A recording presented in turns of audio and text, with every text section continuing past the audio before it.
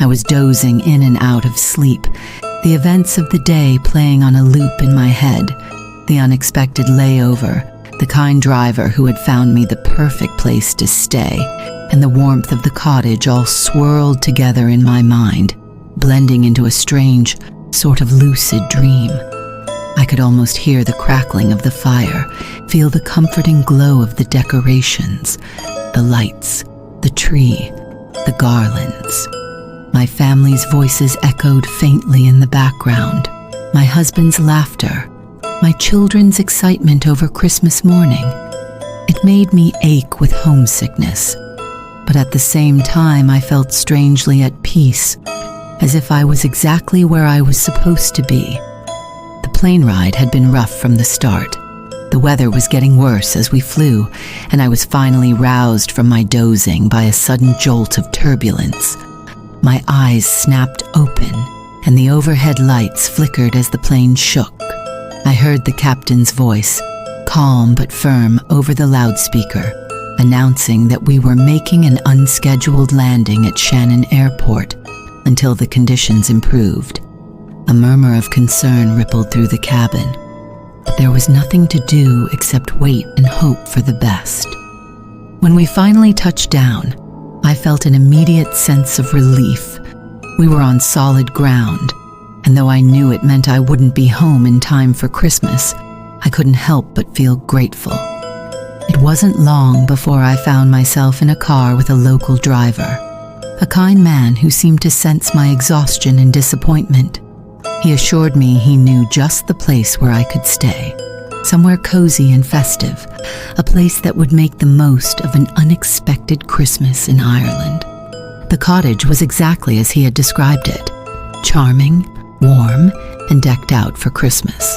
There was a radio in the corner of the room, playing a local station that filled the air with Christmas music.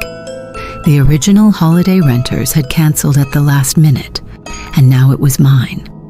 I could hardly believe my luck as I stepped inside, the scent of evergreen and the glow of the fire welcoming me in. I called my family, speaking with my husband and kids for as long as I could, sharing my love and Christmas wishes, trying to make the best of being apart from them. Later, I found a bottle of wine and decided to indulge. As I poured myself a glass, then another, the radio continued playing softly in the background.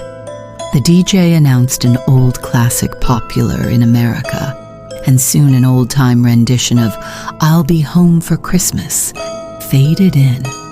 I listened, smiling as a tear ran down my cheek. The song took me back to my childhood, and my mind filled with sweet memories of all those wonderful Christmases at Grandma and Grandpa's farm. The warmth of the fire and the wine lulled me into a comfortable haze.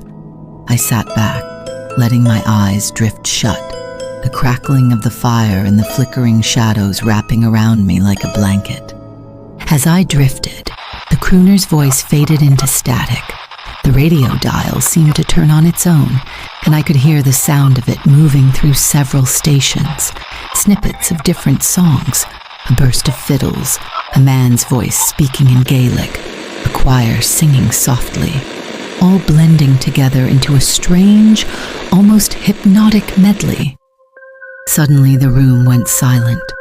For a moment, there was nothing but the crackle of the fire, and then I began to hear the soft strains of a fiddle beginning a tune. The notes were lilting, almost mournful at first, before picking up in tempo, joined by the bright trill of a tin whistle.